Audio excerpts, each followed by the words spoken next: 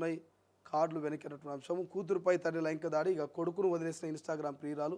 ఇక్కడ బీజేపీలో చేరే ప్రసక్తి లేదంటూ అన్ని విషయాలు ఆలోచించే రాజీనామా చేశా అంటూ పార్టీ అధ్యక్షుడు రామచంద్రరావు ఫైటర్ కాదు, కమలం గెలుపు కోసం ఫైటర్ అవసరం అంటూ రాజాసింగ్ లేటెస్ట్ కామెంట్స్ అంట. సో రాజాసింగ్ గురించి డిస్కషన్ చేసుకోవాలి.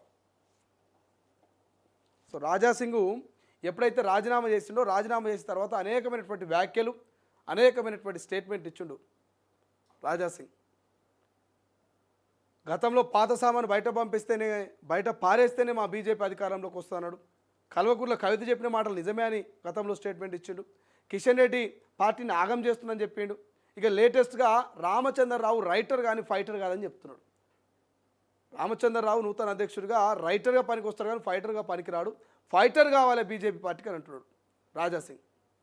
బీజేపీలకు కోత రాశారంటే బీజేపీలకు మాత్రం పోనని చెప్తున్నాడు. కుండా బదులొట్టినా బీజేపీలో చేరే ప్రసక్తే లేదంటాడు. మొన్న ధర్మపురి అరవింద్ ఏమన్నాడు, రాజాసింగ్ మిస్డ్ కాల్ ఇస్తే సభ్యత్వం వస్తుంది బీజేపీలో అని చెప్పిండు. కానీ రాజాసింగ్ ఏమంటాడు, నేను బీజేపీలోకి పోయే ప్రసక్తి లేదంటాడు. మరి ఎక్కడ పోతాడు?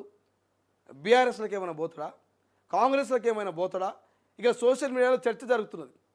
బీఆర్ఎస్లోకి రాజాసింగ్, కాంగ్రెస్లోకి రాజాసింగ్, శివసేనలోకి రాజాసింగ్ అని ఎవరికి వాళ్ళు ప్రచారం చేసుకుంటున్నారు.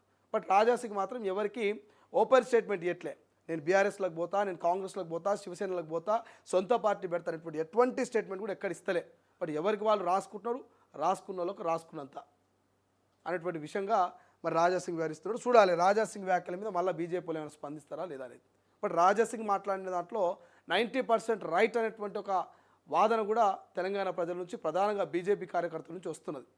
చూడాలి మరి రాజాసింగ్ వ్యాఖ్యల మీద బీజేపీ నాయకులు రామచంద్రరావు ఏమైనా స్పందిస్తారా లేదా అనేది.